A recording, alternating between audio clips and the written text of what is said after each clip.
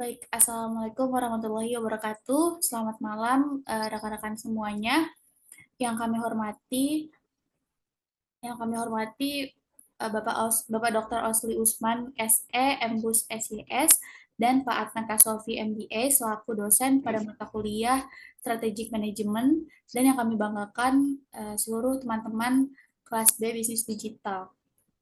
Pada kesempatan kali ini, kami akan memaparkan materi terkait analisis lingkungan internal (FRIO) dan Resource Based View atau RBS. Next.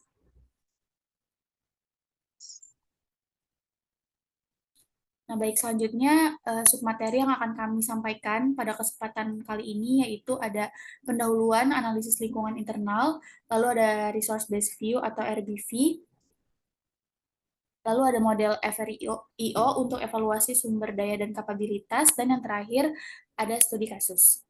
Next. Selanjutnya, eh, berikut adalah anggota dari kelompok 4, yaitu ada Raihan Kamilun Amin, ada Reisa Mairan Nandita, dan saya sendiri Atitiara Tisnawan.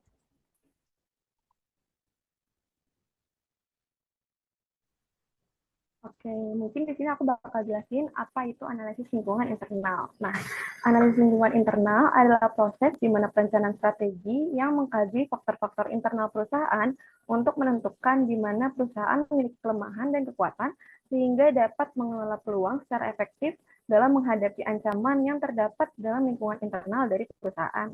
Nah, proses ini mencakup evaluasi sumber daya, kapabilitas, dan kompetensi suatu organisasi untuk memahami sejauh mana perusahaan memiliki keunggulan kompetitif yang dapat digunakan dalam merancang strategi bisnis yang lebih efektif. Nah, terus apa sih tujuan dari analisis lingkungan internal ini? Nah, tujuan utamanya itu adalah membantu perusahaan dalam mengembangkan strategi dan membuat keputusan yang tepat dan selaras dengan visi dan tujuan dari perusahaan. Selanjutnya juga membantu perusahaan dalam mengidentifikasi keunggulan kompetitif perusahaan dengan memahami aset dan kapabilitas unik yang dimiliki oleh perusahaan. Selanjutnya, ada juga membantu perusahaan dalam mengantisipasi perubahan di lingkungan mereka dan membantu perusahaan dalam memanfaatkan peluang, mengurangi risiko, dan menghasilkan rencana yang baik untuk mengarah pada pertumbuhan dan kesuksesan dari perusahaan. Lalu yang terakhir adalah membantu perusahaan dalam mendeteksi efek potensial yang bisa menimbulkan bahaya ataupun peluang. Boleh di next.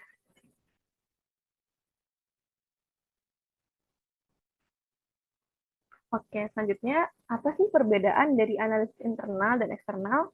Nah, di sini kita bisa membahas tiga aspek, yaitu ada fokus, tujuan, dan alat.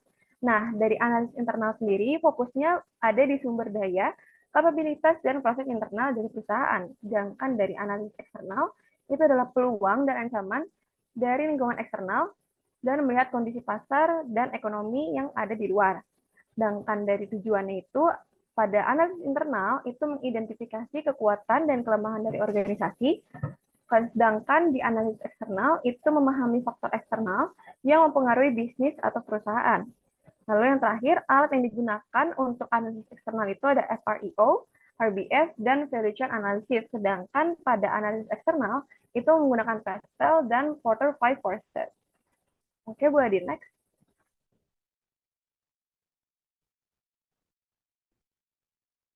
Selanjutnya ada peran dari analisis lingkungan internal. Nah, dengan melakukan analisis lingkungan internal, perusahaan dapat mengenali kekuatan dan kelemahan yang dimilikinya. Serta ini juga dapat menjadi peluang dan tantangan yang ada, sehingga perusahaan dapat membuat keputusan yang tepat dalam merancang strategi bisnis mereka dan mengalokasikan sumber daya yang ada dengan efektif. Nah, menganalisis internal ini, kita jadi mengetahui kekuatan dan kelemahan perusahaan, mengidentifikasi peluang dan tantangan, sehingga kita dapat mengembangkan strategi untuk mengurangi ancaman, mengimbangi kelemahan dan kerugian, menemukan kekuatan yang dapat diandalkan, mengatasi kelemahan yang ada, memanfaatkan kekuatan, keahlian, dan peluang perusahaan, serta dapat memanfaatkan sumber daya, waktu, modal manusia, dan fokus secara efektif dan efisien. Oke, boleh di next.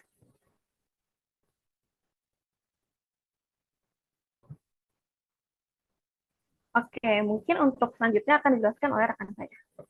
Baik, selanjutnya terdapat resource based view atau RBV sebagai kerangka untuk analisis internal. Nah, konsep dasar dari RBV sendiri itu adalah teori RBV merupakan teori yang pertama kali dipelopori oleh Werner Feld pada tahun 1984 yang menekankan bahwa sumber daya internal yang langka, bernilai, sulit ditiru, dan tidak dapat diganti merupakan sesuatu yang dapat menjadi sumber keunggulan kompetitif. Berdasarkan studi dari J. Mahoney dan J. Rajendran pada tahun 1992, secara garis besar pembahasan dari resource based theory ini dapat ditinjau dari 3 perspektif. Nah, yang pertama ada tinjauan berdasarkan konsep manajemen strategi yang meliputi keunggulan bersaing sebagai dasar dari RBV. Selanjutnya ada pendekatan RBV di dalam organisasi ekonomi, yaitu yang berkaitan dengan positive agency theory, property right, dan transaction cost economic, dan juga evaluationary economic. Yang ketiga, terdapat pendekatan RBV yang berorientasi kepada analisis organisasi industri, yang dimana lebih difokuskan kepada hal-hal yang berkaitan dengan kekuatan dan kelemahan dari manajemen strategi dalam mempertahankan keunggulan bersaing. Next. Nah, berikutnya terdapat 9 sumber daya yang dimiliki oleh perusahaan. Yang pertama, sumber daya manusia atau SDM. SDM adalah salah satu aset terpenting bagi perusahaan, yang dimana kualitas dan kompetensi SDM sangat mempengaruhi produktivitas dan inovasi perusahaan. Oleh karena itu, investasi dalam pelatihan dan pengembangan karyawan sangat penting untuk meningkatkan keterampilan dan juga pengetahuan mereka. Yang kedua ada sumber daya finansial. Dalam sumber daya finansial ini dibutuhkan manajemen keuangan yang baik, dan itu merupakan hal yang penting karena dengan adanya hal tersebut dapat memastikan bahwa perusahaan memiliki likuiditas yang cukup dan dapat memenuhi kewajiban finansialnya. Yang ketiga ada sumber daya fisik. Sumber daya fisik mencakup semua aset berwujud yang dimiliki oleh perusahaan seperti bangunan, mesin, peralatan, dan kendaraan. Sumber daya fisik membutuhkan pemeliharaan dan juga perawatan yang baik terhadap aset yang perusahaan miliki untuk memastikan bahwa aset-aset yang dimiliki tersebut tetap berfungsi dengan optimal dan memiliki umur pakai yang panjang. Yang keempat, ada sumber daya informasi. Pengolahan informasi yang efektif dapat membantu perusahaan dalam pengambilan keputusan yang lebih baik, meningkatkan efisiensi operasional, dan menciptakan keunggulan kompetitif. Teknologi informasi dan sistem manajemen data memainkan peran penting dalam mengelola sumber daya informasi ini. Yang kelima ada sumber daya teknologi, yang dimana investasi dalam teknologi yang tepat dapat membantu perusahaan meningkatkan produktivitas, mengurangi biaya, dan juga menciptakan produk atau layanan baru yang lebih baik. Yang keenam, ada sumber daya alam. Sumber daya alam mencakup bahan baku seperti air, tanah, dan energi yang digunakan dalam proses produksi. Pengelolaan sumber daya alam ini yang berkelanjutan sangat penting untuk memastikan bahwa perusahaan dapat terus beroperasi, tetapi tanpa merusak lingkungan. Yang ketujuh ada sumber daya relasional. Sumber daya relasional ini mencakup hubungan dan jaringan yang dimiliki oleh perusahaan terhadap pemangku kepentingan, misalnya seperti pelanggan, pemasok, mitra bisnis, dan juga pemerintah.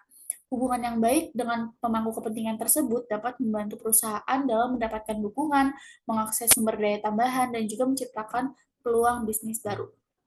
Yang kedelapan ada sumber daya intelektual. Sumber daya intelektual mencakup pengetahuan, paten, merek dagang, dan juga hak cipta yang dimiliki oleh perusahaan. Nah, perlindungan terhadap hak kekayaan intelektual sangat penting bagi perusahaan untuk memastikan bahwa perusahaan dapat memanfaatkan penemuan dan juga inovasi perusahaan tanpa risiko pelanggaran oleh pihak lain. Yang terakhir atau yang kesembilan ada sumber daya organisasi. Budaya perusahaan positif dapat meningkatkan motivasi dan kepuasan karyawan. Proses yang efisien dapat membantu dalam mengurangi biaya dan meningkatkan kualitas produk atau layanan perusahaan. Next. Nah, keunggulan kompetitif berbasis sumber daya. Pendekatan RBV berfokus pada sumber daya internal perusahaan yang terdiri dari sumber daya fisik, manusia dan intelektual sebagai sumber utama penciptaan nilai dan keunggulan kompetitif menurut Anggraini et al. Pada tahun 2023. Nah, dalam dunia yang semakin terhubung dan dinamis, perusahaan tidak hanya harus mengandalkan sumber daya eksternal, tetapi juga harus memperhatikan potensi internal yang mereka miliki yang dapat membedakan perusahaan dengan pesaing.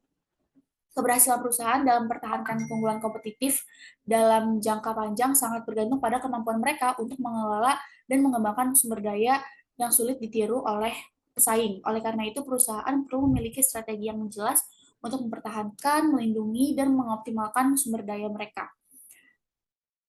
Lalu, keunggulan kompetitif berbasis sumber daya atau resource-based view menyatakan bahwa keunggulan bersaing berkelanjutan didapatkan melalui pengolahan aset strategis, yaitu sumber daya yang tadi sudah saya jelaskan, yang berharga, langka, sulit ditiru, dan tidak memiliki pengganti atau FRIO. Nah, FRIN adalah kerangka kerja yang digunakan untuk mengevaluasi sumber daya perusahaan dan kemampuannya untuk bersaing. FRIN atau FRIO merupakan singkatan dari atau FRIN ini valuable, rare, inimitable, dan non-sustainable. Kerangka kerja FRIN pertama kali diperkenalkan pada tahun 1991 oleh Profesor Amerika J. Barney. Kerangka kerja ini kemudian disempurnakan menjadi FRIO yang tadinya N menjadi O. N itu adalah non-substitutable, dan juga kalau O ini adalah organization. Nah, dari kriteria FRIO sendiri, yang pertama ada value atau bernilai. Sumber daya harus membantu perusahaan untuk menciptakan nilai bagi pelanggan atau mengurangi biaya. Yang kedua ada rare atau rarity atau langka, sumber daya yang sulit ditemukan atau dimiliki oleh pesaing. Yang ketiga ada imitability atau sulit ditiru. Sumber daya harus sulit ditiru atau diduplikasi oleh pesaing, baik karena kompleksitas teknologi, hak paten, budaya organisasi, atau efek sejarah. Yang terakhir ada organization atau terorganisasi. Perusahaan harus memiliki sistem, struktur, dan strategi yang memungkinkan mereka untuk memanfaatkan sumber daya secara efektif. Next. Selanjutnya, implikasi RBV terhadap strategi perusahaan. Yang pertama ada fokus pada pengolahan sumber daya yang unik. Strategi perusahaan harus dirancang untuk mengembangkan, melindungi, dan memanfaatkan sumber daya guna menciptakan keunggulan kompetitif.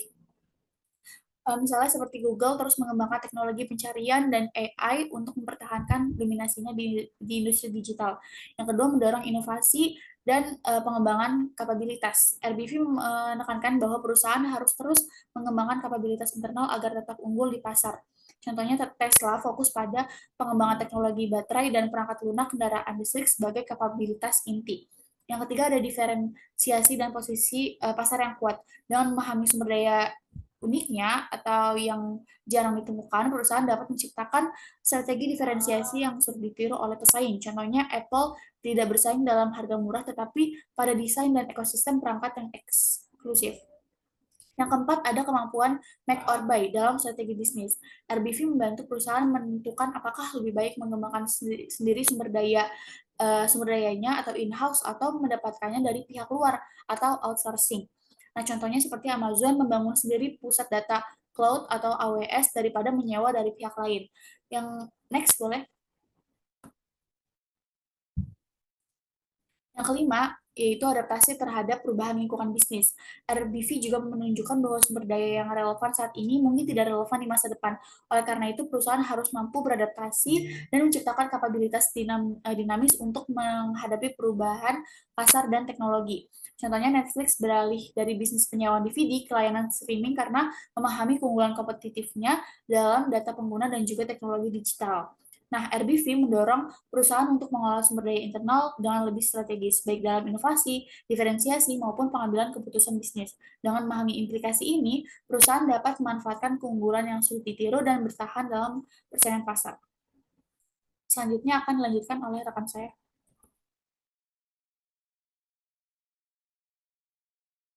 Baik, selanjutnya akan ada analisis model stereo, evaluasi sumber daya, dan juga kapabilitas. Nah, apa sih definisi model surya itu? Walaupun tadi sudah dijelaskan oleh Atia, nah model surya itu merupakan metode analisis yang berfokus pada 4 aspek utama dalam menilai sumber daya, organisasi, dan berkelanjutan keunggulan dari kompetitifnya. Nah, 4 faktor utama tadi yang telah dianalisis itu ada valuable, rare, immutable, dan organized. Nah, setiap dari 4 kategori itu memiliki peran penting dalam menilai daya saing suatu bisnis dan juga menjadi inti nih dalam suatu analisis trio. Lalu apa sih tujuan model trio itu digunakan dalam sebuah bisnis ataupun perusahaan? Nah, model trio ini tuh digunakan untuk mengidentifikasi sejauh mana sih sumber daya yang telah didapatkan atau kapabilitas dalam suatu bisnis itu telah memenuhi dari keempat faktor tersebut. Nah, dengan kita mengidentifikasi setiap variabel tersebut dalam suatu model bisnis trio, nah, analisis ini tuh bisa lebih mendalam dan juga dapat dilakukan untuk memahami nih potensi keunggulan dari kompetitif yang dimiliki. Lalu apa aja sih 4 elemen analisis model trio? Nah, yang pertama itu ada valuable. Nah, valuable ini dia mencakup sumber daya yang bernilai untuk yang membantu perusahaan mengeksploitasi peluang atau menghindari ancaman di pasar. Lalu apa aja sih contoh analisis yang digunakan pada saat kita mengidentifikasi valuable? Contohnya adalah apakah sumber daya ini bisa membantu perusahaan atau menciptakan produk dan jasa, karena kan itu merupakan suatu nilai. Lalu apakah sumber daya yang dimiliki itu memungkinkan perusahaan bisa mengurangi biaya ataupun meningkatkan efisiensi dari perusahaan tersebut. Nah, setelah kita melakukan analisis, jika value kita telah memiliki nilai, maka perusahaan itu bisa digunakan, bisa mendapatkan nih keunggulan dari kompetitifnya. Lalu yang kedua ada rare atau kelangkaan. Sumber daya langka ini pastinya memungkinkan perusahaan bisa memiliki posisi unik dalam pasar dan juga bisa menawarkan nih, produk atau layanan yang tidak mudah ditemukan di tempat lain. Nah, contoh model analisis yang digunakan pada saat analisis rare itu adalah berapa banyak sih pesaing yang dimiliki sumber daya atau kapabilitas serupa dengan perusahaan yang kita miliki. Lalu apakah sumber daya unik ini bisa dijangkau oleh pasar lain? Nah, jika kita sudah melakukan analisis rare, maka perusahaan kita ini memiliki peluang untuk mendapatkan keunggulan kompetitif. Namun jika rate kita tidak mencakupi, maka peluang lain tuh perusahaan lain dapat meniru keunikan rare kita gitu. Lalu yang ketiga ada inimitable atau sulit ditiru. Nah, sumber daya yang sulit ditiru itu bisa memberikan keunggulan kompetitif dalam jangka panjang karena pesaing pasti akan kesulitan dalam meniru sumber daya yang sama.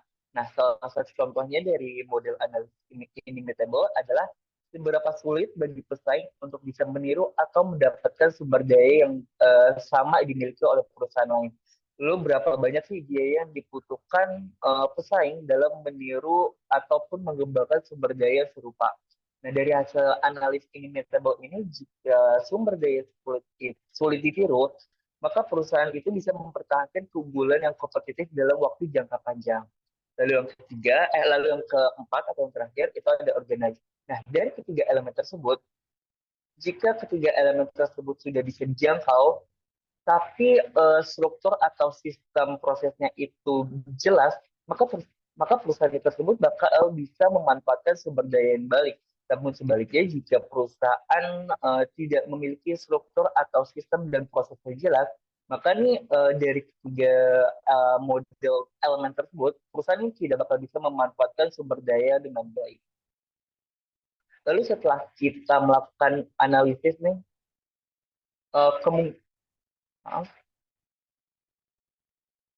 kemungkinan apa sih yang bakal terjadi di implikasi terhadap model stereo? Nah, yang pertama itu ada kompetitif disadvantage atau kerugian kompetitif. Nah, di sini kondisinya tuh kayak perusahaan itu tidak, misal saya berikan contoh produk yang sudah usang atau tidak relevan di masa saat ini. Misalnya kayak teknologinya sudah ketinggalan zaman. Nah, perusahaan itu jadi tidak dapat bersaing secara efektif karena sumber daya tersebut tidak memiliki atau tidak memberikan manfaat yang signifikan atau tidak bisa berkontribusi terhadap efisiensi dan juga keefektivitas bisnis. Lalu yang kedua ada competitive parity atau yang bisa disebut dengan kesetaraan kompetitif. Nah, di sini kondisi competitive parity ini sumber daya dia bernilai, tapi sumber yang dimiliki itu tidak langka alias mudah didapatkan oleh perusahaan lain. Nah, perusahaan ini jadinya hanya mampu bertahan di pasar saja, tapi tidak memiliki keunggulan kompetitif dibanding pesaing lain. Karena pastinya semua pemain di industri ini memiliki sumber daya serupa, sehingga tidak ada diferensiasinya. Lalu yang ketiga ada temporary competitive advantage atau yang bisa disebut keunggulan kompetisi sementara. Nah, di sini kondisinya itu sumber dayanya itu masih bernilai ataupun langka, tapi mudah ditiru atau gampang diikuti oleh perusahaan lain. Nah, perusahaan yang memperoleh keunggulan kompetitif ini biasanya dilakukan dalam jangka pendek, tetapi pesaing itu dapat meniru atau memperoleh sumber daya yang serupa dalam waktu yang singkat. Lalu yang terakhir ada sustainable competitive advantage atau keunggulan kompetitif yang berkelanjutan. Di sini sumber daya yang dimiliki itu pastinya bernilai, langka dan juga sulit ditiru. Tapi di saat ini juga perusahaan bisa mengelolanya dengan baik. Nah, di sini juga jadinya perusahaan memiliki keunggulan kompetitif yang berkelanjutan karena pastinya pesaing itu sulit untuk meniru atau memperoleh sumber daya yang serupa karena itu berupa sumber daya yang langka ataupun sumber daya yang bernilai. Selanjutnya akan dijelaskan oleh rekan saya. Oke, selanjutnya kita akan membahas terkait dengan implementasi analis internal pada perusahaan Tesla. Mungkin boleh di next?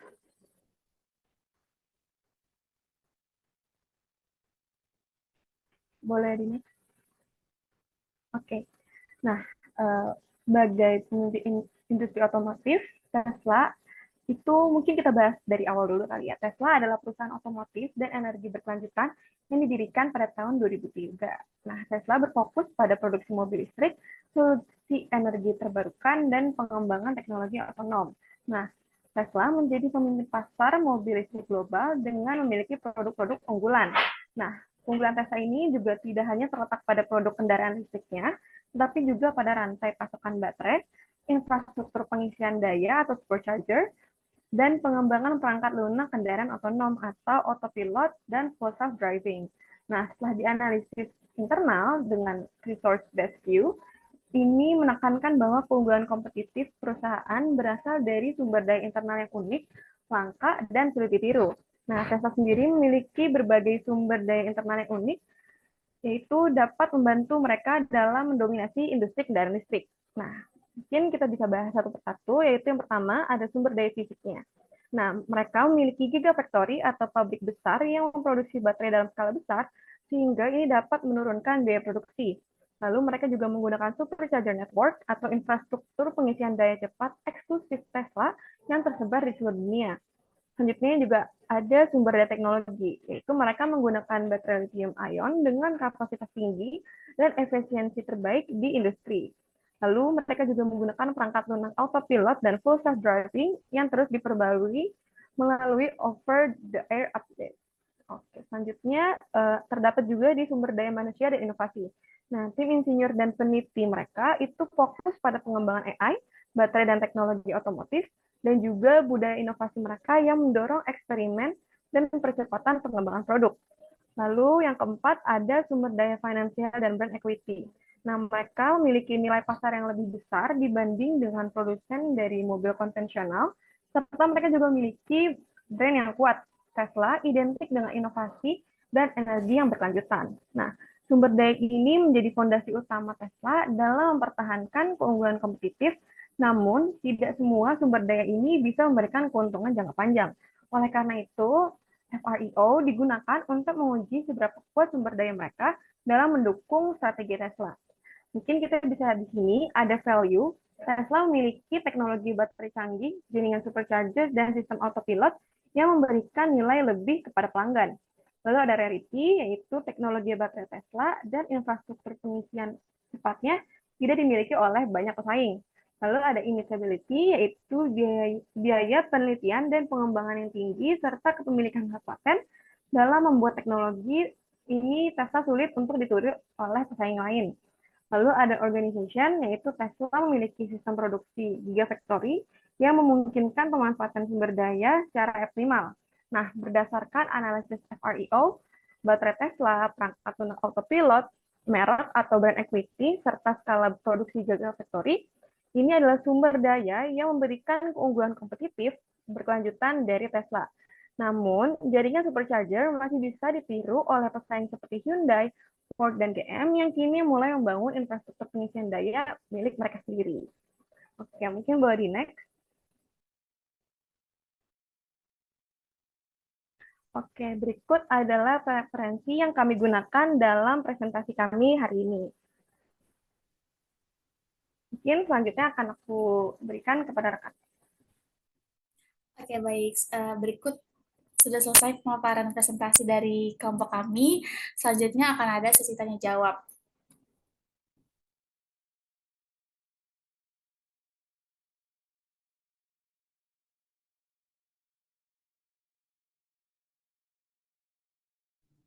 Oke, baik. Untuk Mahes, boleh untuk disampaikan pertanyaan. Oke, saya ingin bertanya dalam kasus Tesla, bagaimana perusahaan ini dapat mempertahankan keunggulan kompetitifnya dalam jangka panjang jika para pesaing mulai mengembangkan teknologi baterai yang setara atau lebih unggul. Apakah sudah jelas? Sudah jelas, terima kasih Mahes. Oke, selanjutnya Melanie, dipersilakan. Oke, terima kasih untuk kelompok ini atas pemaparannya. Saya izin bertanya, kan banyak nih perusahaan di BUMN memiliki sumber daya yang besar, terutama sumber daya alam di Indonesia, tetapi masih kalah bersaing dengan perusahaan swasta asal asing. Nah, menurut kalian apakah masalahnya ini terletak pada pengelolaan sumber daya internal yang kurang efektif, dan bagaimana sih analisis lingkungan internal ini bisa digunakan untuk meningkatkan daya saing BUMN di tengah perusahaan-perusahaan asing ini? Terima kasih. Oke, terima kasih Melanie. Selanjutnya Jasmine Lamia, dipersilakan. Oke, sebelumnya terima kasih buat kelompok 4 yang udah memaparkan materi keren banget. Saya Jasmine, izin bertanya. Nah, mengingat sumber daya yang langka dan sulit ditiru itu menjadi keunggulan yang kompetitif seperti yang kita ketahui. Nah, gimana sih sebuah perusahaan itu dapat mencegah pesaing untuk menciptakan substitusi atau kayak barang pengganti yang dapat menggantikan sumber daya dari perusahaan kita gitu. Dan dalam menghadapi era digital dan society 5.0, gimana sih pendekatan research based view atau RBV yang tadi kalian udah jelasin itu harus disesuaikan agar tetap relevan dengan model bisnis berbasis teknologi. Sudah jelaskah? Sudah jelas, terima kasih Jasmine. Oke, Selanjutnya terima kasih untuk kelompok 4. Camilla, dipersilakan. Baik, terima kasih pada kelompok 4 atas penyampaian materi dan juga kesempatannya. Izin bertanya, tadi ada 2 elemen di antaranya itu kan ada valuable dan juga rare ya. Gimana kalau misalnya ada perusahaan yang punya sumber daya, yang awalnya itu, bernilai dan juga langka, tapi kemudian hari itu, jadi umum. Jadi bukannya nggak relevan, cuma udah nggak eksklusif aja gitu. Kira-kira gimana sih cara perusahaan untuk mempertahankan keunggulan kompetitif mereka dalam situasi seperti itu? Terus satu lagi, inovasi. Inovasi itu kan juga merupakan keunggulan internal yang biasanya dikejar sama suatu perusahaan.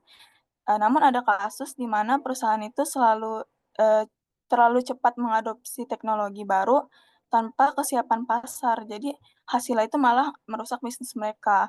Kira-kira menurut kalian itu gimana sih cara untuk, mengevaluasi apakah inovasi internal itu benar-benar memberikan nilai tambah atau malah justru bisa mengancam perusahaan itu? Sudah jelas? Sudah jelas Camilla, terima kasih. Terima kasih. Oke, baik, terima kasih untuk keempat penanya tadi. Selanjutnya kami izin untuk berdiskusi terlebih dahulu.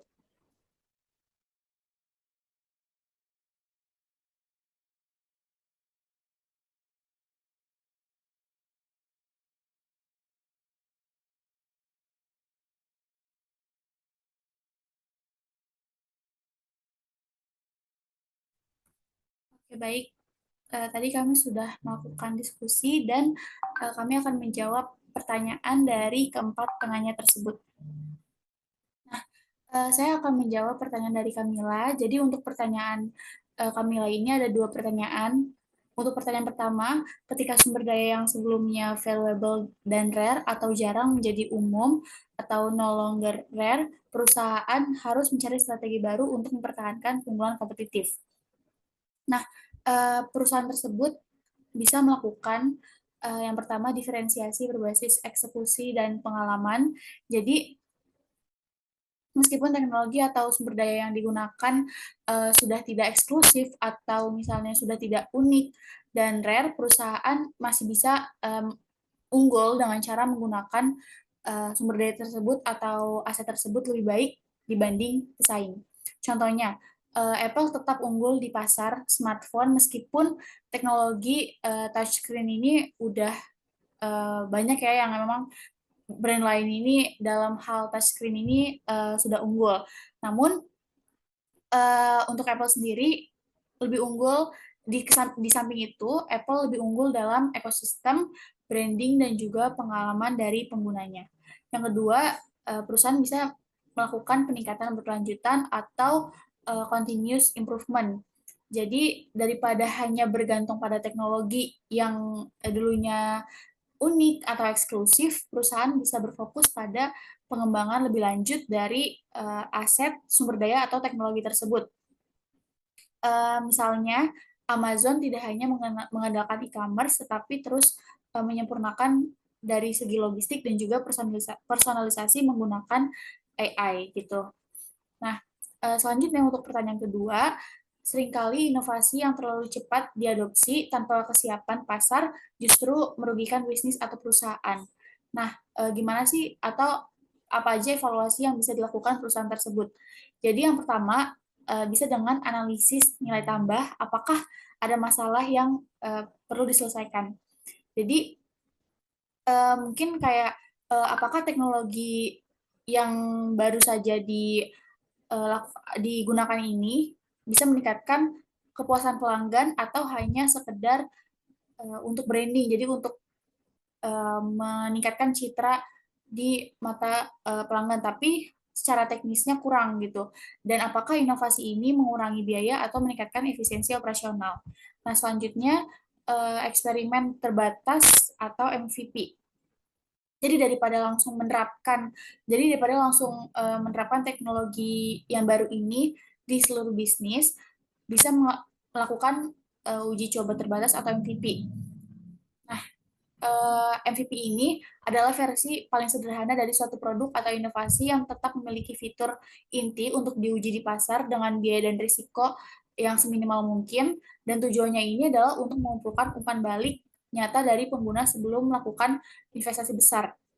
Contohnya Amazon. Jadi pertama kali menguji Alexa dalam skala kecil terlebih dahulu sebelum meluncurkan secara luas. Yang ketiga adalah valuasi risiko teknologi baru atau teknologi risk assessment. Jadi apakah teknologi ini memiliki regulasi yang jelas, apakah ada dukungan infrastruktur yang cukup untuk implementasi skala besar, dan apakah perusahaan tersebut memiliki kompetensi internal untuk mengadopsi dan memelihara teknologi ini. Jadi memang perlu dipikirkan resiko-resiko dari teknologi yang baru diterapkan. Begitu, apakah dari Kamila sudah jelas jawabannya? Sudah sangat jelas. Terima kasih banyak Atia dan kelompok 4.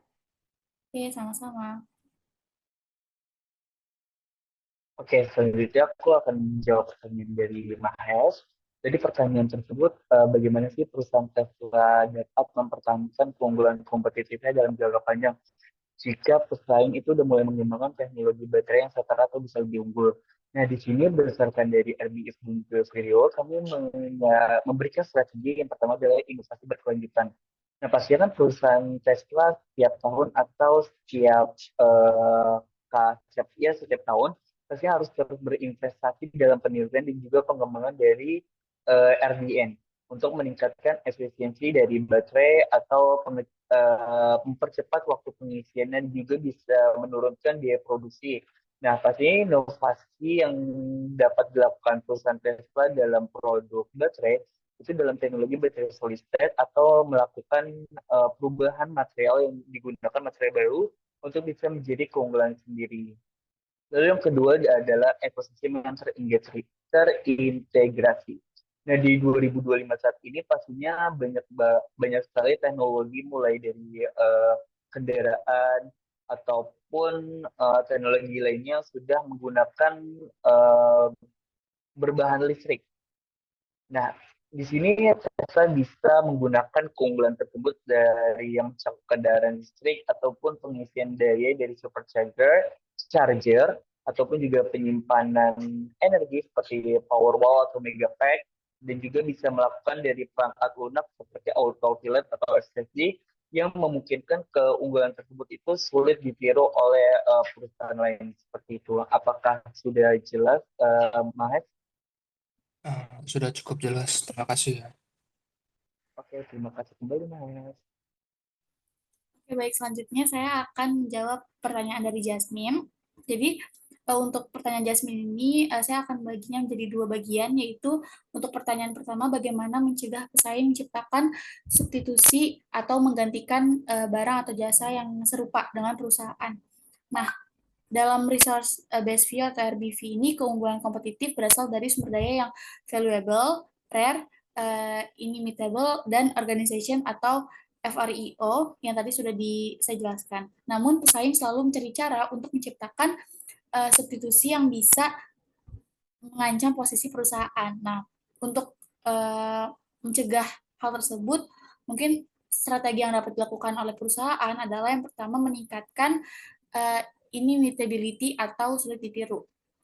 Itu bisa dengan membangun kompleksitas sosial dan budaya. Jadi kayak meningkatkan keterampilan tim, budaya organisasi, dan juga relasi dengan pelanggan yang sulit ditiru dari pesaing.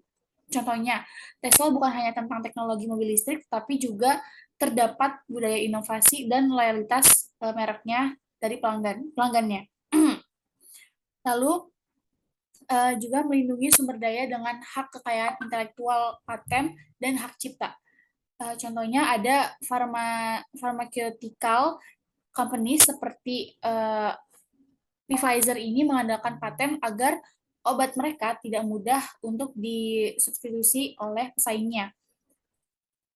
Terus juga bisa dengan melindungi algoritma dan juga data yang perusahaan miliki. Jadi data pelanggan dan algoritma ini dapat menjadi keunggulan unik yang sulit direplikasi oleh pesaing. Jadi hanya dimiliki oleh perusahaan dan harus diamankan. Contohnya Google dan Amazon menggunakan data pelanggan untuk menyempurnakan rekomendasi produk. Selanjutnya, yang ketiga adalah diversifikasi dan adaptasi sebelum pesaing melakukan terobosan baru atau kayak berinovasi sebelum pesaing membuat inovasi baru.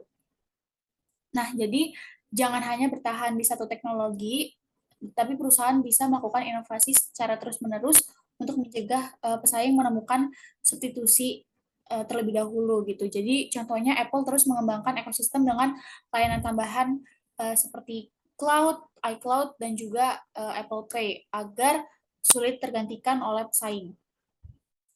Nah, lalu untuk yang kedua ini adalah bagaimana menyesuaikan RBV dalam era digital dan society 5.0. Nah, era digital dan society 5.0 ini menekankan integrasi manusia dengan teknologi serta penggunaan data yang masif. Oleh karena itu, pendekatan RBV ini harus lebih adaptif dengan model bisnis berbasis teknologi. Nah, yang pertama dari sumber daya fisik ke digital dan juga data driven resources, RBV klasik menekankan aset fisik seperti mesin dan juga pabrik. Namun, karena di era digital, data dan AI menjadi sumber daya yang lebih penting daripada sebelumnya, yaitu aset fisik. Misalnya seperti Netflix menggunakan data pelanggan sebagai keunggulan kompetitif yang sulit ditiru oleh pesaing. Terus juga yang kedua adalah sumber daya tidak hanya langka tetapi harus adaptif. Jadi keunggulan kompetitif bukan hanya tentang memiliki teknologi yang unik, langka, eksklusif atau rare, tetapi juga harus memiliki kemampuan untuk beradaptasi dengan cepat karena seperti kita tahu bahwa teknologi ini memang berkembang cepat gitu ya. Contohnya, Microsoft sukses beralih dari model bisnis lisensi ke cloud-based subscription dengan Azure dan Office 365. Nah, yang ketiga adalah fleksibilitas dalam ekosistem digital. Keunggulan tidak hanya dalam produk, tetapi dalam ekosistem layanan digital. Jadi, jangan hanya memikirkan produknya, tetapi harus memikirkan service yang juga. Contohnya, Google bukan hanya untuk sebagai mencari informasi, tetapi juga menguasai ekosistem dengan Android, YouTube, dan juga Google Cloud. Mungkin jawabannya dari saya segitu aja. Apakah sudah jelas, Jasmine? Sudah cukup jelas, Atia. Terima kasih, Atia. Sama-sama, Jasmine. Oke, mungkin yang terakhir aku mau jawab dari pertanyaan dari Melanie tadi, itu tentang banyak BUMN di Indonesia yang memiliki sumber daya yang besar tapi masih kalah saing dengan perusahaan swasta atau asing. Nah, terus juga gimana menurut kalian, apakah masalahnya terletak pada penggunaan sumber daya internal yang kurang efektif, serta bagaimana analisis lingkungan internal bisa digunakan untuk meningkatkan daya saing BUMN? Nah, jawabannya iya. Alasan kenapa BUMN masih kalah saing sama perusahaan swasta atau asing itu mungkin karena cara dari mereka mengatur sumber daya yang masih kurang oke, atau masih kurang inovasi sama cara kerja mereka yang mungkin belum seefisien seperti perusahaan-perusahaan swasta. Mungkin biar lebih jelas kita bisa ambil contoh dari Garuda Indonesia dan AirAsia. Itu Garuda itu kan BUMN, sedangkan AirAsia adalah perusahaan swasta dari Malaysia. Nah, padahal Garuda itu punya sumber daya yang besar, kayak punya armada pesawat yang banyak, dukungan dari pemerintah, sampai brand yang kuat di Indonesia, tapi kenapa AirAsia masih lebih unggul di beberapa aspek? Nah, mungkin kalau kita coba pakai analisis lingkungan internal, pada kasus ini kita jadi bisa tahu kali ya. Yang pertama mungkin dari pengelolaan sumber dayanya. Nah, Garuda ini emang punya banyak pesawat, tapi biaya operasionalnya yang tinggi ini membuat pesawat mereka kurang optimal ketika digunakan. Lalu, sedangkan AirAsia itu lebih efisien dalam mengatur pesawatnya, mereka juga sering memakai model yang low cost carrier atau biaya murah, jadi bisa kasih tiket yang juga lebih murah ke pelanggan. Nah, kalau dilihat dari FREO analisis, Garuda punya layanan premium yang bagus, tapi kalau dilihat dari segi harga, banyak yang lebih memilih AirAsia karena AirAsia ini menawarkan harga yang lebih murah. Nah, kalau kita lihat dari benchmarking dengan perusahaan swasta, AirAsia fokus biaya rendah dan efisien, makanya mereka bisa jual tiket yang murah tapi tetap untung. Sedangkan Garuda masih kesulitan buat menyesuaikan model bisnisnya, jadi harga tiket mereka cenderung lebih mahal. Lalu pada pengembangan SDM, AirAsia banyak investasi di pelatihan karyawan, terutama pada pilot dan kru supaya mereka bisa kerja lebih efisien lagi. Nah, Garuda juga punya karyawan yang juga berkualitas, tapi kadang ada tantangan dalam sistem manajemennya, sehingga ini menjadi kurang fleksibel.